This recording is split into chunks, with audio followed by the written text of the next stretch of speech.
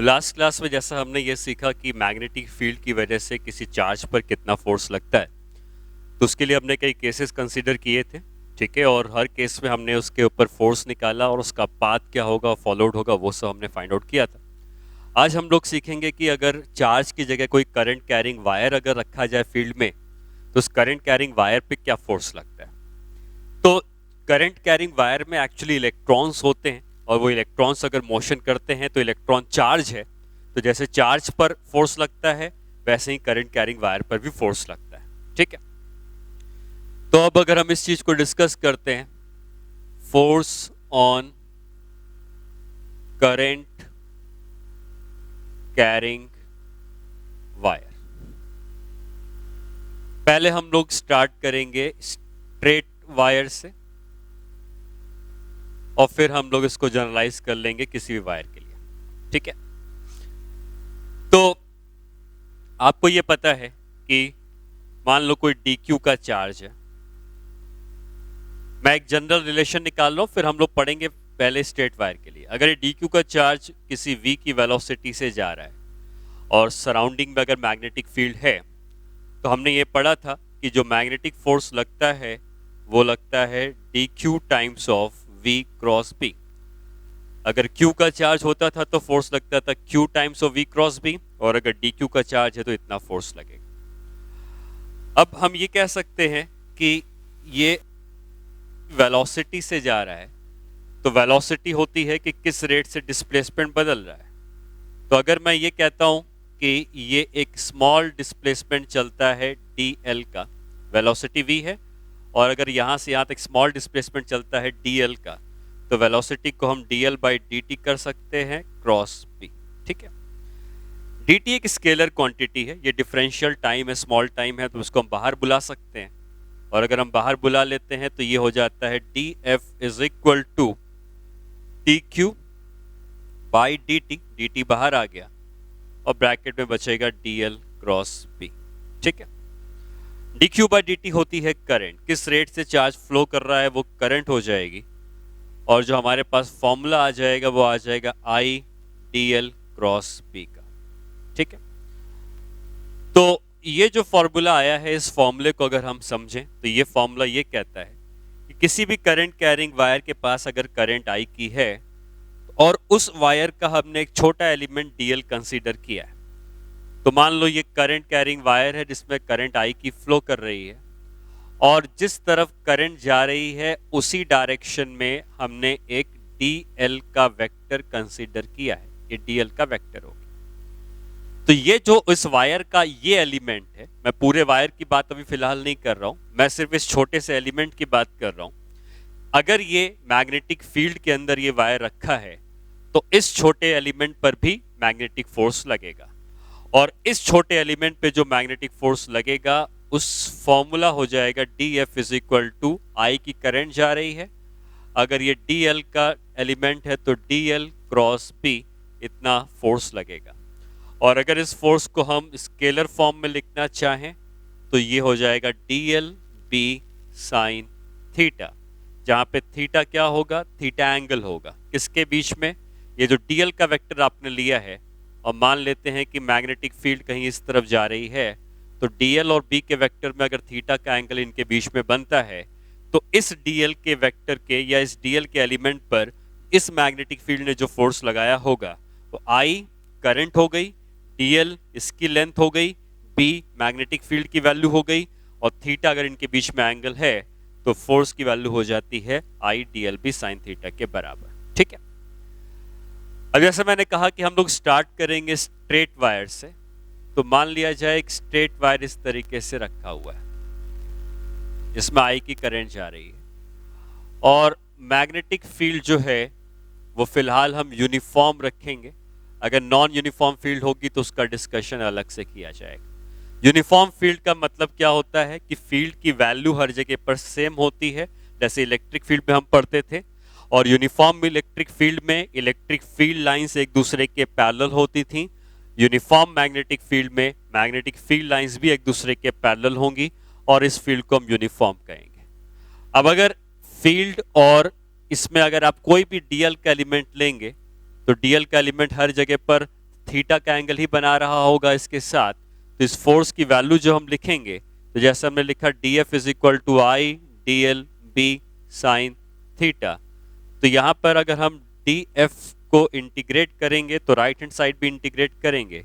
Current पूरे wire में constant है तो ये कांस्टेंट हो गया। मैग्नेटिक फील्ड की वैल्यू हर जगह पर कांस्टेंट है तो बी भी कांस्टेंट हो गया। ठीक है, थीटा हर जगह पर सेम है तो थीटा भी कांस्टेंट हो गया। कौन वेरिएबल है? सिर्फ डीएल वेरिएबल है, तो डीएल को इंटीग्रेट करेंगे और डीएल को इंटीग्रेट करेंगे तो पूरी लेंथ आ जाएगी और इस फॉर्मूला हो जाएगा आई डीएल का integration L B sine theta. तो आपको ये याद रखना है कि कोई भी स्ट्रेट वायर अगर रखा होता है मैग्नेटिक फील्ड में तो फोर्स लगता है I L B sine theta, जहां पे एल जो होगा इस वायर की लेंथ कही जाएगी। ठीक है, और थीटा क्या है? थीटा एंगल होगा किसके बीच में?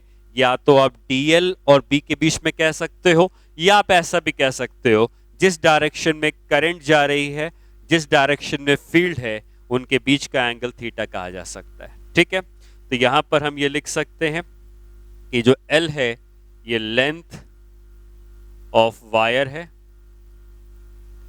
जो बी है ये यूनिफॉर्म मैग्नेटिक फील्ड है, जो थीटा है ये है angle between current and field, आप इसके बीच का एंगल कह सकते हो। ठीक है, और आई जो है ये कह सकते हो कि ये करंट।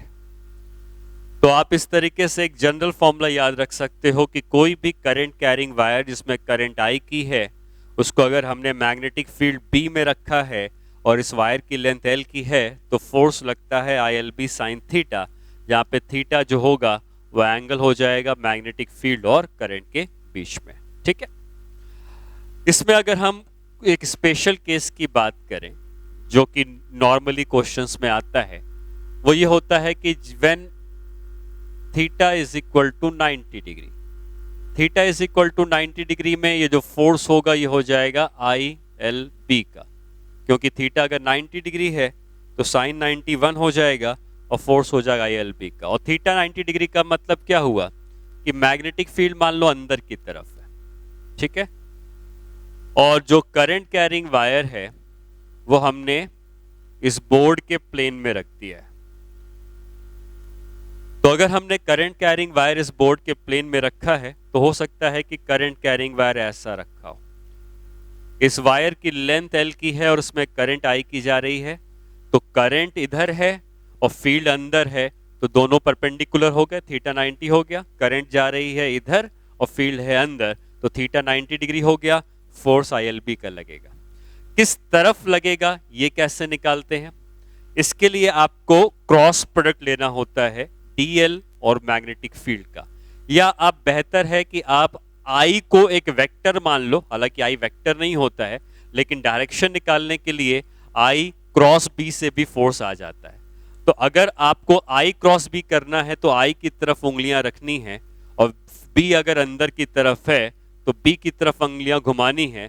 तो आई आगे है, बी अंदर है, तो आई क्रॉस बी करेंगे तो फोर्स ऊपर की तरफ आ जाएगा। ठीक है, तो आप ये कह सकते हो कि इसके ऊपर जो मैग्नेटिक फोर्स लग रहा है, इस फोर्स का डायरेक्शन ऊपर की तरफ होगा और उसकी वैल्यू आई एल बी के बराबर हो जाएगी। ठीक है, अगर इस वायर को आपने घुमा दिया और इस तरीके से रख दिया तो अभी भी आप कहोगे कि करंट इस तरीके से है और फील्ड अंदर की तरफ है। ठीक है, फील्ड किधर है? फील्ड अंदर की तरफ है, तो करंट इधर है, फील्ड अंदर है, तो अभी भी ये एंगल अगर देखा जाएगा तो ये एंगल अभी भी आपको 90 डिग्री के ही बराबर लगेगा। तो करंट और फील्ड के बीच में एंगल 90 डिग्री है, तो फोर्स अभी भी आई एल बी का ही लगेगा। फोर्स का डायरेक्शन, करंट की तरफ उंगलियां रखेंगे, बी अंदर है, बी की तरफ घुमाएंगे, ये जो डायरेक्शन आएगा ये फोर्स का डायरेक्शन हो जाएगा। ठीक है, आप ये कह सकते थे कि अगर ये करंट थी तो ये फोर्स था, अगर करंट कैरिंग वायर ऐसे कर दिया गया तो फोर्स ऐसा आ गया।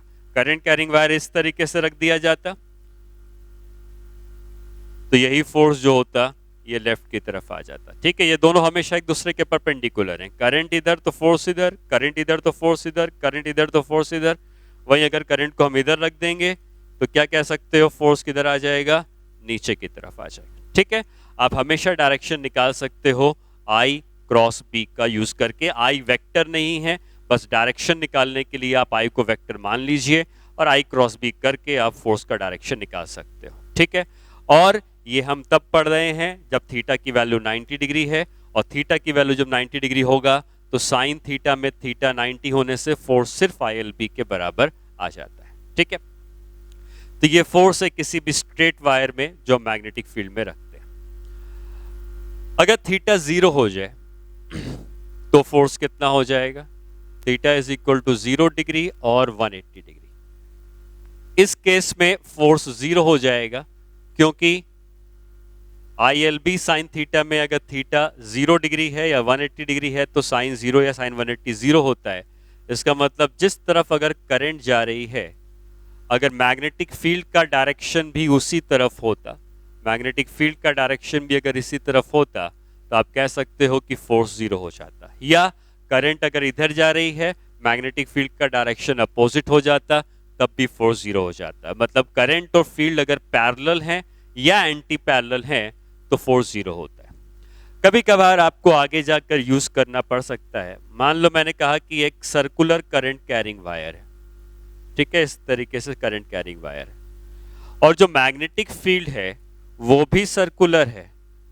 तो आप क्या ये कह सकते हो कि करंट कैरिंग वायर और मैग्नेटिक फील्ड में आप कहीं भी उनके बीच का एंगल निकालोगे तो दोनों एक संग पैरेलल ट्रैवल कर रहे हैं, और अगर एक दूसरे के पैरेलल ट्रैवल कर रहे हैं तो यहां पर भी करंट कैरिंग वायर पे जो फोर्स होगा वो 0 होगा। तो स्ट्रेट वायर हम पढ़ रहे हैं, लेकिन इस केस के अंदर ये भी केस भी आ जाएगा कि अगर वो वायर स्ट्रेट नहीं है, किसी कर्व में जा रहा है, मैग्नेटिक फील्ड भी उसी कर्व में जा रही है, तो इनके बीच में हमेशा एंगल 0 डिग्री होगा या 180 डिग्री होगा। अगर अपोजिट है तभी भी फोर्स जो होगा वो 0 आ जाएगा, ठीक है। तो स्ट्रेट वायर पे फोर्स का फॉर्मूला क्लियर हो गया। थीटा 90 में ILB, थीटा 90 नहीं है तो ILB साइन थीटा, और अगर थीटा 0 या 180 डिग्री है तो जो फोर्स आएगा स्ट्रेट वायर में वो हमेशा 0 के बराबर आता है, ठीक है। अच्छा, अब आते हैं नेक्स्ट पार्ट में, जब हम पढ़ते हैं कि force on any shape of wire. Straight wire था तो ठीक है, हम समझ गए, लेकिन किसी भी और शेप का वायर होगा तो कैसे निकालना है। तो मान लेते हैं कि ये किसी भी शेप का वायर है जिसमें करंट जा रही है I की, और हम इस वायर के ऊपर फोर्स निकालना चाहते हैं, ठीक है। मैग्नेटिक फील्ड किसी भी डायरेक्शन में हो सकती। तो हमने जितना पढ़ा है उसके अकॉर्डिंगली अगर हम इस वायर में एक DL का एलिमेंट कंसीडर करते हैं, ये DL का एलिमेंट अगर कंसीडर करते हैं तो इस DL के एलिमेंट पे जो फोर्स लगेगा वो होगा I times of DL cross B का, ठीक है। हमने इतना पढ़ा है कि अगर हम सिर्फ DL के एलिमेंट पे फोर्स निकालेंगे तो इतना हो जाएगा। अगर हम पूरे वायर पे फोर्स निकालना चाहते हैं तो हमें इसको इंटीग्रेट करना पड़ेगा। तो हमने यहाँ पे इसको इंटीग्रेट कर दिया, तो राइट हैंड साइड में भी हमको इंटीग्रेट करना पड़ेगा I DL क्रॉस B। हम लोग जिस भी केसेस की बात कर रहे हैं उसमें पूरे वायर में करंट कांस्टेंट है तो I कांस्टेंट है, मैग्नेटिक फील्ड यूनिफॉर्म है तो B भी कांस्टेंट है। मतलब I भी कांस्टेंट और B भी कांस्टेंट, तो आप ये कह सकते हो कि जो भी वेरिएबल है वो सिर्फ कौन सा है? DL। तो यहाँ पर इंटीग्रेशन सिर्फ DL को मिलेगा और किसी को इंटीग्रेशन नहीं मिलेगा, क्योंकि सिर्फ वेरिएबल जो है वो DL का वेक्टर है। अब ये इंटीग्रेशन ऑफ DL का वेक्टर है, मतलब इस वायर में जितने भी एलिमेंट होंगे उन सारे एलिमेंट्स के वेक्टर सम हमको निकालना है। अगर मैं वेक्टर का याद दिलाऊं तो मैंने आपको ये बताया था कि अगर आपके पास एक वेक्टर है वेक्टर A, दूसरा वेक्टर है वेक्टर B, तीसरा वेक्टर है वेक्टर C, चौथा वेक्टर है वेक्टर D, और मैं अगर कहूं कि इन चारों वेक्टर का सम निकालो vector A plus vector B plus vector C plus vector D, तो आप ये कह सकते हो क्योंकि वेक्टर एक के बाद एक रखे हुए हैं तो हम सीधे सीधे स्टार्टिंग पोजीशन से फाइनल पोजीशन को अगर हम जोड़ दें तो ये जो वेक्टर आएगा ये इन चारों वेक्टर का एडिशन होगा। ठीक है, चारों वेक्टर का एडिशन होगा। उसी तरीके से अगर इस वायर में कई सारे छोटे छोटे एलिमेंट्स रखे हुए हैं, ये पहला एलिमेंट हो गया, ये दूसरा एलिमेंट हो गया, ये तीसरा हो गया, ये चौथा हो गया, ये पांचवा हो गया, तो हम बेसिकली करना क्या चाहते हैं? इंटीग्रेशन का मतलब एडिशन होता है और हम इन सारे वेक्टर्स को ऐड करना चाहते हैं। और अगर हम इन सारे वेक्टर्स को ऐड करेंगे तो हमने क्या सीखा कि अगर वेक्टर एक के बाद एक रखे होते हैं तो एडिशन करने से हमें क्या करना होता है? स्टार्टिंग पॉइंट और फाइनल पॉइंट को अगर हम जोड़ दें तो इन सारे वेक्टर्स का ये एडिशन मिल जाता है। और अगर हम डीएल को इंटीग्रेट करते हैं, इन सारे वेक्टर्स को इंटीग्रेट करते हैं और मान लो मैं कहता हूं कि ये इन सारे वेक्टर्स का एडिशन है, DL DL DL DL add करके ये सारे वेक्टर्स का एडिशन है, तो ये जो फोर्स होगा, ये फोर्स निकल के आ जाएगा I times of L cross B, या हम कह सकते हैं कि फोर्स का मैग्नीट्यूड हो जाएगा I L B sine theta. अब देखिए मैं इस रिजल्ट को थोड़ा समझाता हूं कि रिजल्ट क्या बताता है। कैसे आया ठीक है हमने सीख लिया, लेकिन रिजल्ट क्या बताता है? रिजल्ट ये बताता है कि आपके पास किसी भी शेप और साइज का वायर है, अगर आपको उसमें फोर्स निकालना है तो आप इस वायर के बदले एक स्ट्रेट वायर मान लीजिए। ठीक है, एंड टू एंड जोड़कर एक स्ट्रेट वायर मान लीजिए, और अगर उस वायर की लेंथ एल की है तो इस लेंथ एल पर जो फोर्स लगेगा वो आई एल क्रॉस बी होगा, वही फोर्स इस पूरे वायर पर लग रहा होगा। मतलब अगर आपको कोई क्वेश्चन देता है कि किसी भी वायर पर फोर्स निकालो, ठीक है, हमसे कहा गया कि हमारे पास ये एक वायर है, इस पे फोर्स निकालो, इसमें करंट जा रही है आई की, तो आप जब इसमें फोर्स निकालना चाहेंगे तो आप इसको रिप्लेस कर देंगे एक स्ट्रेट वायर से। कैसे? अगर ये पॉइंट ए है और ये पॉइंट बी है, और ए और बी को जोड़कर अगर हम एक स्ट्रेट वायर बना दें तो हम ये कहेंगे कि इस वायर के बदले हम ये मान लेंगे कि ये एक स्ट्रेट वायर रख दिया गया है। ब्लैक वाले वायर को हटाकर हमने एक स्ट्रेट वायर रख दिया है। जितना फोर्स इस स्ट्रेट वायर में लगेगा, इसकी लेंथ होगी मान लो एल की, जितना फोर्स इस स्ट्रेट वायर में लगेगा उतना ही फोर्स उस किसी भी आर्बिट्री कर्व शेप वाले वायर पर लग रहा होगा। तो अगर इस वायर का कुछ कर्वेचर भी है तभी भी हम उसमें फोर्स निकालने के लिए उसको स्ट्रेट वायर से रिप्लेस कर देंगे। स्ट्रेट वायर में फोर्स निकालने का तरीका हमको पता है। स्ट्रेट वायर में फोर्स का फॉर्मूला होता है एल बी साइन थीटा, जो हमने अभी पढ़ा। यही फॉर्मूला इस वायर के लिए भी लग जाएगा। थीटा कौन सा एंगल है? करंट और जो फील्ड जा रही होगी उसके बीच का एंगल थीटा हो जाएगा, और हम इस वायर को रिप्लेस करके स्ट्रेट वायर बनाकर फोर्स को निकाल सकते हैं। ठीक है, तो ओवरऑल हमें यह समझ में आता है कि वायर का शेप और साइज से कोई फर्क नहीं पड़ने वाला है। हम किसी भी वायर को स्ट्रेट वायर से रिप्लेस करके उसमें फोर्स निकालेंगे और वही फोर्स उस ओरिजिनल वायर पर भी लग रहा होगा। ठीक है, तो हमने ये सीख लिया कि जो फोर्स लगता है किसी भी शेप और साइज के वायर में, हम उसको हमेशा एक स्ट्रेट वायर से रिप्लेस करके उसमें फोर्स निकाल सकते हैं। जितना भी फोर्स उस स्ट्रेट वायर में लगेगा उतना ही फोर्स ओरिजिनल वायर में लग रहा होगा। ठीक है, अब जैसे मान लो कुछ प्रॉब्लम्स हम इसके ऊपर करना चाहें। हमको ये दिया हुआ है कि हमारे पास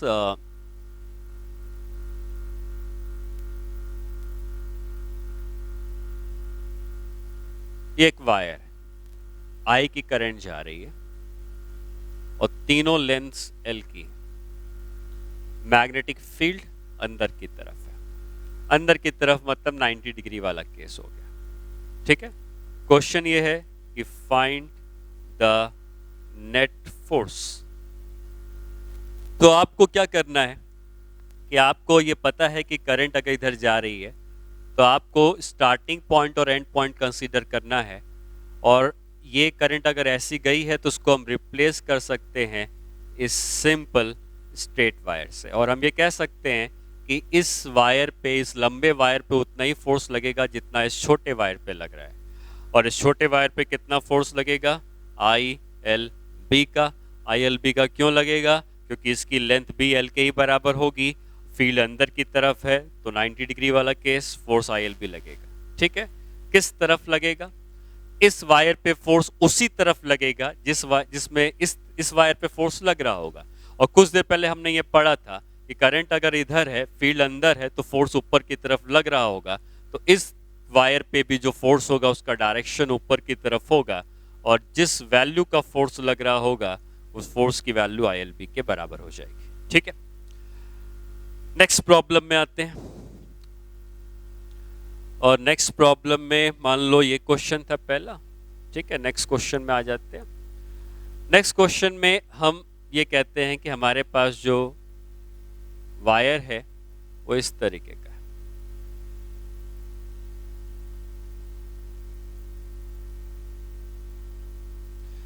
या पहले हम थोड़ा सिंपल स्टार्ट करते हैं, फिर मैं इसमें आता हूं। मान लो इस तरीके का वायर,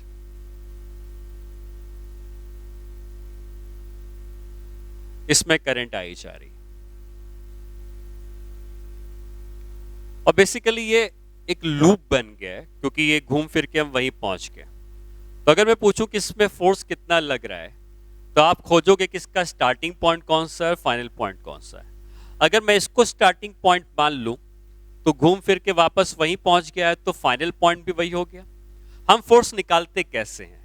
हमें अगर स्टार्टिंग पॉइंट और फाइनल पॉइंट पता है तो उसको जोड़ देते हैं और ये लेंथ कंसीडर की जाती है। लेकिन स्टार्टिंग पॉइंट और एंड पॉइंट अगर सेम है तो वो लेंथ जीरो हो जाएगी, और अगर लेंथ जीरो हो जाएगी तो जो फोर्स आएगा वो जीरो आ जाएगा। ठीक है, इस बात को आप जनरलाइज कर सकते हो कि फोर्स जो होता है, अगर हम किसी लूप की बात करते हैं तो आप ये याद रखो कि लूप का मतलब होता है कि स्टार्टिंग पॉइंट और फाइनल पॉइंट सेम है, और अगर उस लूप में करंट आई फ्लो कर रही है तो उसके ऊपर जो नेट फोर्स लगता है वो हमेशा जीरो लगता है। ठीक है, अगर इसका एंड पॉइंट और स्टार्टिंग पॉइंट सेम है, अगर लूप है तो लूप पर जो होगा नेट फोर्स हमेशा जीरो के बराबर आएगा। ये हमें ध्यान रखना है। हाँ, ये जरूर है कि उस लूप में करंट लगातार एक ही तरफ फ्लो कर रही होगी। ऐसा नहीं होगा कि आधे लूप में इधर जा रही, आधे लूप में इधर, ऐसा नहीं। एक लूप है तो करंट कंटिन्यूअसली उस लूप में फ्लो कर रही होगी, तो नेट फोर्स जीरो कहा जाएगा। ठीक है, अब अगर ये बात हमने समझी है तो मैं एक एग्जांपल लेता हूं।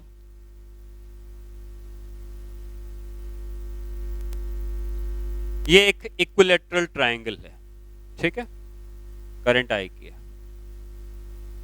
Find the force on equilateral triangle of side L। Magnetic field अंदर की तरफ है, मतलब 90 डिग्री वाले केसेस। तो अगर आप देखें तो ये भी एक क्लोज लूप है, क्योंकि जहां से स्टार्ट किया वहीं से गया, फिर वहां गया, फिर वहां गया, तो आप सीधे सीधे कह सकते हो कि फोर्स जीरो है। ठीक है, अब इस क्वेश्चन के दो पार्ट हैं।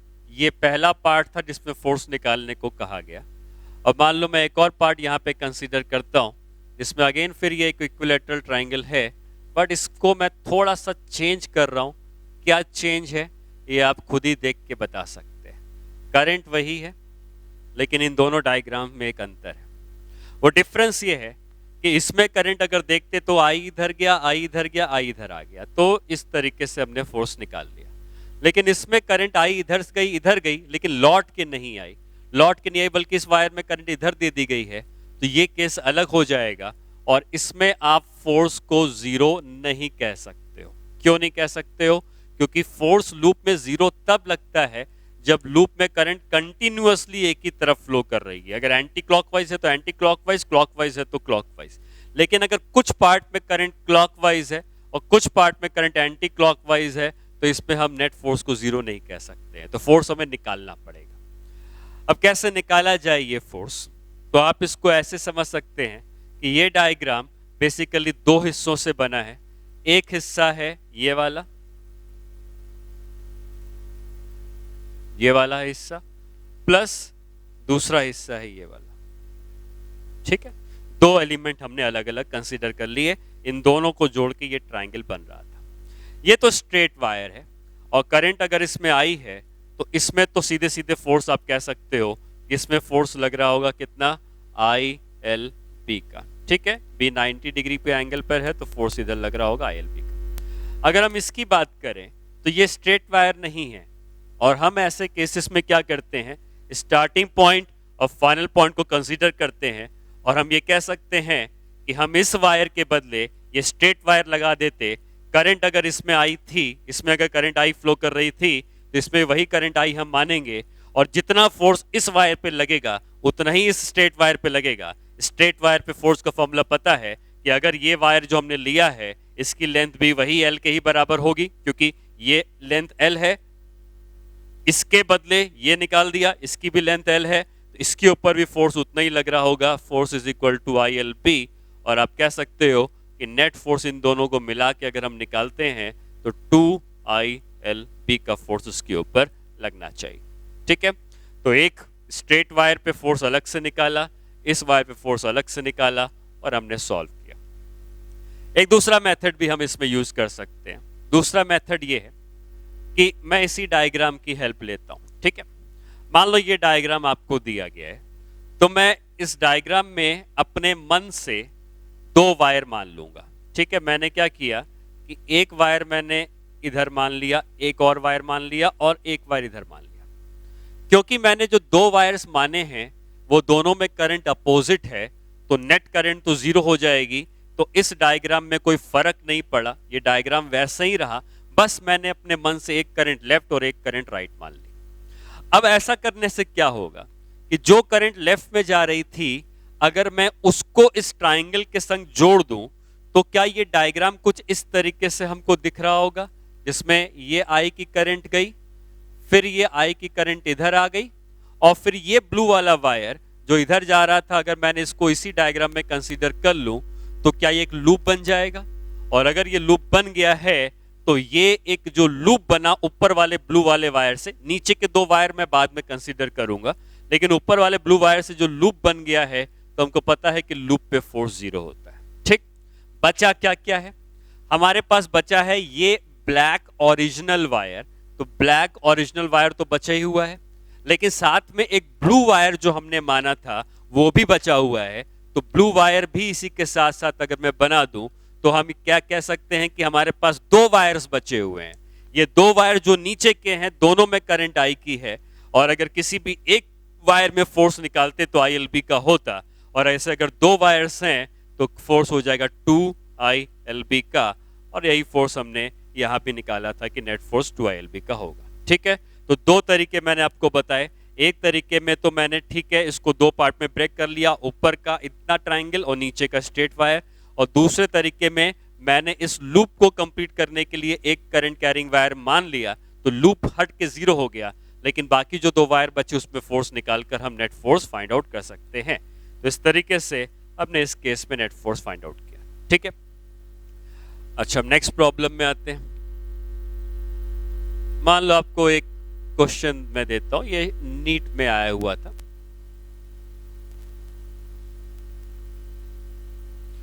आपको दिया है कि एक लूप है जिसमें करंट फ्लो कर रही है, ठीक है, और आपको दिया है कि इसको हमने मैग्नेटिक फील्ड में रखा है और इसके ऊपर फोर्स लग रहा है F1 का, इसके ऊपर फोर्स लग रहा है F2 का, इसके ऊपर फोर्स लग रहा है F3 का, और ये जो लास्ट वायर है इसके ऊपर फोर्स के बारे में कोई इंफॉर्मेशन नहीं दी है। ठीक है, A, B, C, D।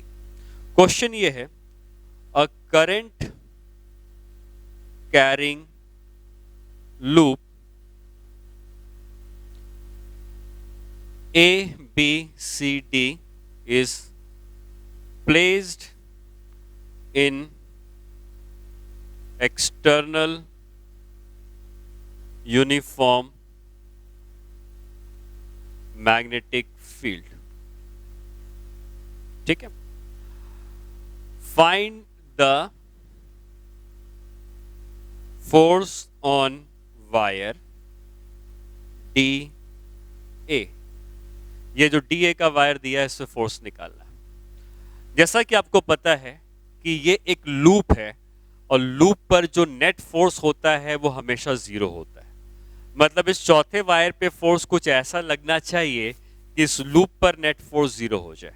ठीक है, तभी जाकर हम कह सकते हैं कि हमने जो पढ़ा है कि लूप पे फोर्स जीरो होना चाहिए वो कंडीशन ट्रू हो जाएगी। ठीक है, इसका मतलब ये तीनों वायर मिलाकर जितना भी फोर्स आएगा चौथे वायर में उतना ही इक्वल एंड अपोजिट फोर्स लग रहा होगा।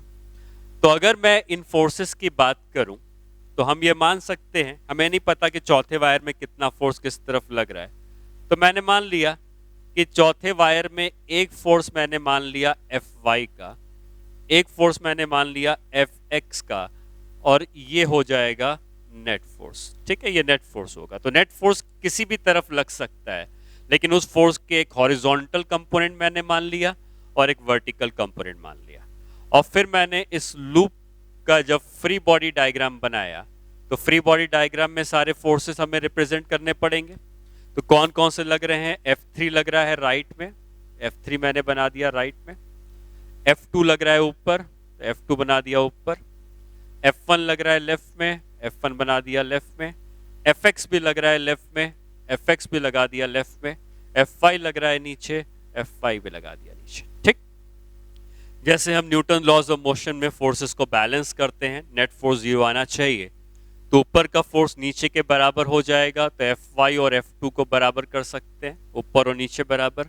लेफ्ट और राइट को बराबर करना है तो Fx लेफ्ट में है, F1 भी लेफ्ट में है, तो Fx प्लस F1 की वैल्यू F3 के बराबर हो जाएगी, या Fx की वैल्यू हो जाएगी F3 माइनस F1, ये 2 हो गया।